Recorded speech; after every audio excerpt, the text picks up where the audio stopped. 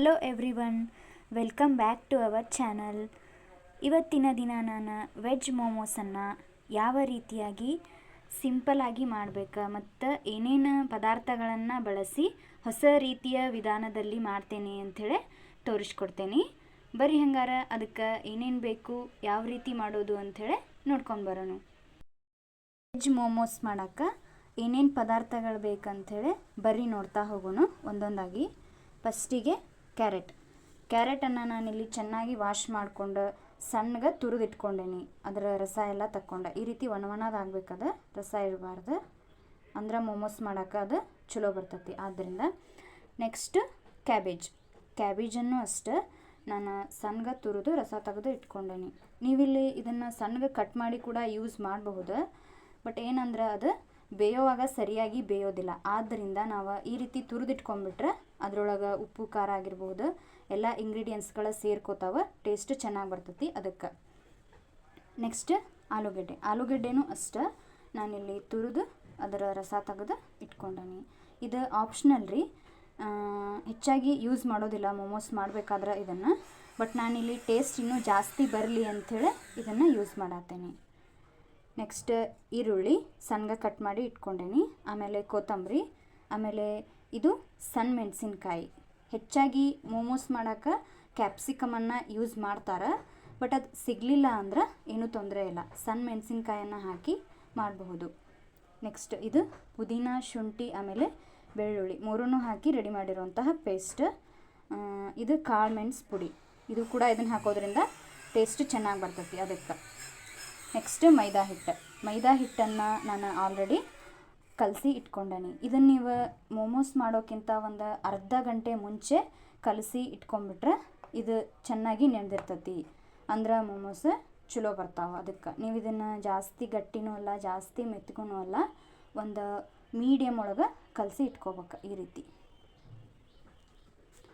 Next ಹುಣಸೆ ಹಣ್ಣು, ಆಮೇಲೆ ಬೆಲ್ಲ. ಹುಣಸೆ ಹಣ್ಣು ಬೆಲ್ಲ ಏನದಾವಲ್ರಿ ಇವು ಆಪ್ಷನಲ್.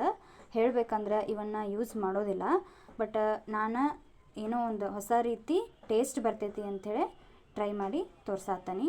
ಏನು ಕೆಡೋದಿಲ್ಲ, ಇನ್ನೂ ಜಾಸ್ತಿನ ಟೇಸ್ಟ್ ಬರ್ತೈತಿ. ಆದ್ದರಿಂದ ಹುಣಸೆ ಹಣ್ಣು ಮತ್ತು ಬೆಲ್ಲ. ನೆಕ್ಸ್ಟ್ ಖಾರ ಪುಡಿ, ಆಮೇಲೆ ರುಚಿಗೆ ತಕ್ಕಷ್ಟು ಉಪ್ಪು, ಇದು ಸೋಯಾ ಸಾಸು, ಆಮೇಲೆ ಟೊಮೊಟೊ ಸಾಸು. ಇಷ್ಟಿದ್ರೆ ಸಾಕು ನೋಡ್ರಿ, ವೆಜ್ ಮೋಮೋಸ್ ಮಾಡಬಹುದು. ಬರೀ ಹಂಗಾರ ಈಗ ಸ್ಟೆಪ್ ಬೈ ಸ್ಟೆಪ್ ಹೇಳ್ತಾ ಹೋಗ್ತೀನಿ. ಮೋಮೋಸನ್ನು ಯಾವ ರೀತಿ ರೆಡಿ ಮಾಡೋದು ಅಂಥೇಳಿ ತೋರಿಸ್ಕೊಡ್ತೇನೆ. ಬರೀ ನೋಡ್ಕೊಂಬರೋಣ. ನೋಡಿರಿ, ನಾನೀಗ ಫಸ್ಟ್ ಗ್ಯಾಸ್ ಹಚ್ಚಿ ಗ್ಯಾಸ್ ಮೇಲೆ ಒಂದು ಕಡಾಯಿ ಕಾಯಕ್ಕಿಟ್ಕೊಂಡೀನಿ. ನೆಕ್ಸ್ಟ್ ಅದಕ್ಕೆ ಸ್ವಲ್ಪ ಎಣ್ಣೆ, ಜಾಸ್ತಿ ಹಾಕ್ಕೋಬಾರ್ದು, ಸ್ವಲ್ಪ ಎಣ್ಣೆ ಹಾಕ್ಕೊಂಡು ಆದಮೇಲೆ ಈರುಳ್ಳಿ ಹಾಕತ್ತೈತಿ. ಆಮೇಲೆ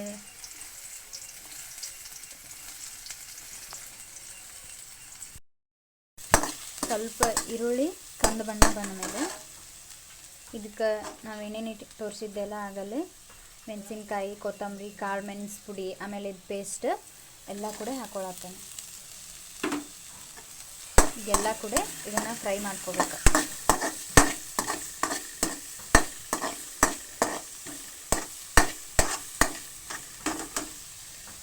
ಇದು ಫ್ರೈ ಆದಮೇಲೆ ಸ್ವಲ್ಪ ಇದಕ್ಕೆ ತುರಿದಿಟ್ಕೊಂಡಿರೋಂಥ ಕ್ಯಾರೆಟ್, ನೆಕ್ಸ್ಟ್ ಕ್ಯಾಬೇಜ್. ನೀವು ಎಲ್ಲನೂ ಒಮ್ಮೆ ಹಾಕಿ ನೆಕ್ಸ್ಟ್ ಕ್ಯಾರೆಟ್ ಕ್ಯಾಬೇಜ್ ಹಾಕಿದ್ದಾತ. ಈಗ ಆಲೂಗಡ್ಡೆ ನೀವು ಎಲ್ಲನೂ ಒಮ್ಮೆ ಹಾಕಿ ಫ್ರೈ ಮಾಡ್ಕೋಬೋದು. ಈಗ ಕ್ಯಾರೆಟ್, ಕ್ಯಾಬೇಜ್ ಮತ್ತು ಆಲೂಗಡ್ಡೆ ಮೂರನ್ನು ಸೇರಿಸಿ ಮಿಕ್ಸ್ ಮಾಡಿದೆ. ನೆಕ್ಸ್ಟ್ ಬೆಲ್ಲ, ಆಮೇಲೆ ಹುಣಸೆ ಹಣ್ಣು ಏನೈತಲ್ಲ, ನೀವು ಅದನ್ನು ನೋಡ್ಕೊಂಡು ಹಾಕ್ಕೋಬೇಕು. ಯಾಕಂದ್ರೆ ಜಾಸ್ತಿ ಹುಳಿ ಆಗಿಬಿಟ್ರೆ ಟೇಸ್ಟ್ ಬರೋದಿಲ್ಲ. ಅದಕ್ಕೆ ಅದನ್ನು ನೋಡಿಕೊಂಡು ಹಾಕ್ಕೋಬೇಕು. ಸ್ವಲ್ಪ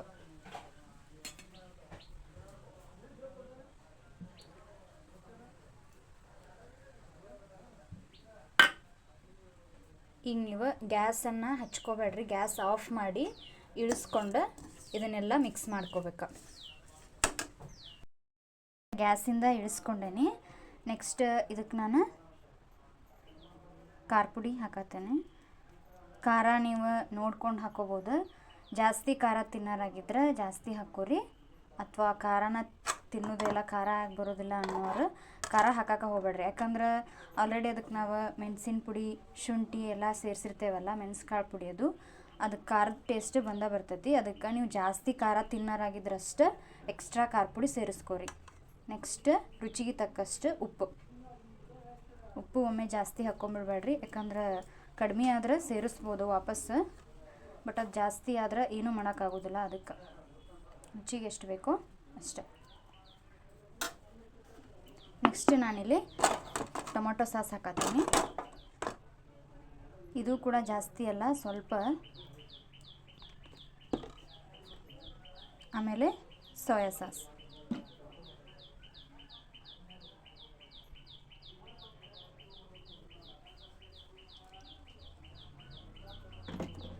ಈಗ ಇದನ್ನು ಎಲ್ಲ ಚೆನ್ನಾಗಿ ಮಿಕ್ಸ್ ಮಾಡಬೇಕು. ಈಗ ಇದನ್ನು ಇನ್ನೊಂದು ರೌಂಡ್ ನೀವು ಸ್ಟವ್ ಮೇಲೆ ಇಟ್ಕೊಂಡು ಸ್ವಲ್ಪ ಇದನ್ನು ಫ್ರೈ ಮಾಡ್ಕೋಬೇಕು. ಈಗ ಇದನ್ನು ಇನ್ನೊಂದು ರೌಂಡ್ ಬೇಯಿಸ್ಕೊಂಡ್ಮೇಲೆ ಇದು ಪೂರ್ತಿಯಾಗಿ ಆರೈತಿ. ಈಗ ಇದನ್ನು ನಾನು ಆ ಕಡಾಯಿಯಿಂದ ಇನ್ನೊಂದು ಬೇರೆ ಪಾತ್ರೆಗೆ ತೆಗೆದಿಟ್ಕೊಂಡೇನಿ. ಇದೀಗ ಪೂರ್ತಿಯಾಗಿ ಆರೈತಿ. ನೀವು ಇದನ್ನು ಪೂರ್ತಿಯಾಗಿ ಆರಕ್ಕೆ ಬಿಟ್ಕೋಬೇಕು. ಆರಿದ್ಮೇಲೆ ನೆಕ್ಸ್ಟ್ ಈಗ ನಾನು ಆಲ್ರೆಡಿ ಹಿಟ್ಟು ಕಲಸಿಟ್ಕೊಂಡೇನಿ, ಅದು ಕೂಡ ನೆಂದಿರ್ತೈತಿ. ಬರೀ ಹಂಗಾರ ಮೊಮೋಸನ್ನು ರೆಡಿ ಮಾಡೋಣ. ಹಿಟ್ಟೇನ ನೀವು ಕಲಸಿ ಇಟ್ಕೊಂಡಿರ್ತೀರಲ್ಲ, ಅದಕ್ಕೆ ಇನ್ನೊಂದು ಚೂರು ಎಣ್ಣೆ ಹಾಕಿ ಅದನ್ನು ನೀವು ಕಲಿಸ್ಕೋಬೇಕು, ಮೆತ್ತಗೆ ಆಕೈತಿ. ಆಮೇಲೆ ಈ ರೀತಿ ಅಳತೆ ನೋಡ್ಕೊಂಡು ನಿಮ್ಗೆ ಗೊತ್ತಾಗ್ತೈತಿ. ನಿಮ್ಗೆ ದೊಡ್ಡ ಸೈಜ್ ಮೊಮೋಸ್ ಬೇಕಂದ್ರೆ ನೀವು ಇದನ್ನು ಜಾಸ್ತಿ ಉಂಡೆ ಮಾಡ್ಕೋಬೋದು, ಕಡಿಮೆ ಬೇಕಂದ್ರೆ ಸಣ್ಣ ಸಣ್ಣ ಉಂಡೆ ಮಾಡ್ಕೋಬೋದು. ನಾನಿಲ್ಲಿ ಈ ರೀತಿ ಈಗ ಇದನ್ನು ಹರಿದು ಇಟ್ಕೊಂಡೇನಿ. ನೆಕ್ಸ್ಟ್ ಇದನ್ನು ಚಪಾತಿ ಥರ ಲಟ್ಟಿಸ್ಕೋಬೇಕು. ಈ ರೀತಿ ಉಂಡೆ ಮಾಡ್ಕೊಂಡು ಈ ರೀತಿ ನೀವು ಚಪಾತಿ ಯಾವ ರೀತಿ ಲಟ್ಟಿಸ್ತೀರೋ ಆ ರೀತಿನ ಲಟ್ಟಿಸ್ಕೋಬೇಕು.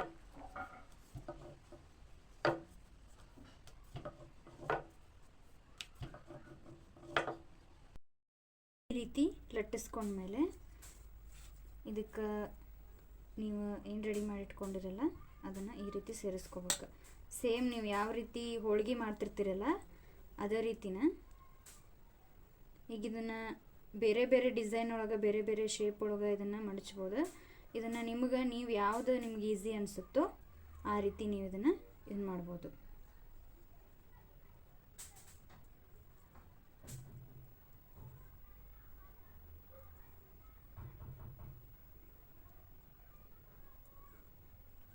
ಈ ರೀತಿ ನೀವು ಬೇಕಂದ್ರೆ ನೀವು ಮೋದಕ ಮಾಡ್ತಾರಲ್ಲ, ಮೋದಕದ ಶೇಪ್ ಒಳಗೂ ಕೂಡ ಈ ರೀತಿ ಮಾಡ್ಕೋಬೋದು.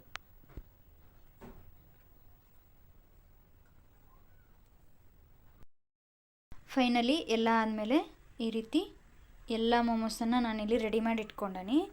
ಆಮೇಲೆ ನಾನಿಲ್ಲಿ ಇಡ್ಲಿ ಮೇಕರ್ ಒಳಗೆ ನೀರು ಹಾಕಿ ಕುದಿ ಇಟ್ಕೊಂಡನಿ. ಈಗ ಇದು ನೀರು ಬಿಸಿ ಆಗೈತಿ. ನೀರು ಬಿಸಿ ಆದಮೇಲೆ ನೀವು ಯಾವ ರೀತಿ ಇಡ್ಲಿ ಮಾಡುವಾಗ ಒಂದೊಂದು ಹಾಕ್ತಿರಲ್ಲ ಆ ರೀತಿ ಈ ರೀತಿ ಒಂದೊಂದಾಗಿ ಹಾಕಿ ಇದನ್ನು ಇಡ್ಲಿ ಮೇಕರ್ ಒಳಗೆ ಕುದಿಯಾಕಿಡ್ಬೇಕು.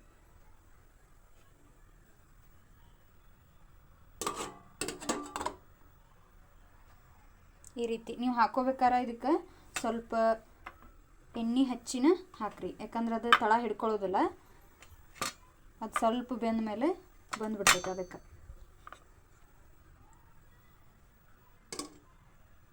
ಈ ರೀತಿ ಎಲ್ಲ ಹಾಕಿಟ್ಮೇಲೆ ಮುಚ್ಚಿ ಒಂದು 5 ರಿಂದ 10 ನಿಮಿಷ ಬೇಯಿಸಿದ್ರೆ ಮೋಮೋಸ್ ರೆಡಿ ಆಗ್ತೈತಿ. ನೀವು 5 ನಿಮಿಷ ಆದಮೇಲೆ ತೆಗೆದು ನೋಡಿರಿ, ಬೆಂದಿದ್ರೆ ಹಾಗಾಯ್ತು. ಬೇಯಲಿಲ್ಲ ಅಂದ್ರೆ ಮತ್ತು ಒಂದು 2 ನಿಮಿಷ ಅಥವಾ 5 ನಿಮಿಷ ಬೇಯಿಸ್ಕೊರಿ. 10 ನಿಮಿಷ ಆದಮೇಲೆ ಈ ರೀತಿ ನೋಡ್ಬೇಕು. ಈಗಿದು ಸಂಪೂರ್ಣವಾಗಿ ಬೆಂದಾವ. ಒಂದೊಂದಾಗಿ ತೆಗೆದು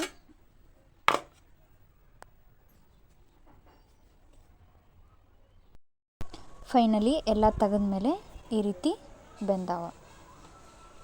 ಅದಕ್ಕೆ ನಾನೀಗ ತೆಗೆದಿಟ್ಕೊಂಡು ಇದಕ್ಕೆ ಸಪ್ರೇಟ್ ಚಟ್ನಿ ಮಾಡ್ಕೋತಾರೆ, ಇಲ್ಲ ಅಂದ್ರೆ ನಡಿತೈತಿ.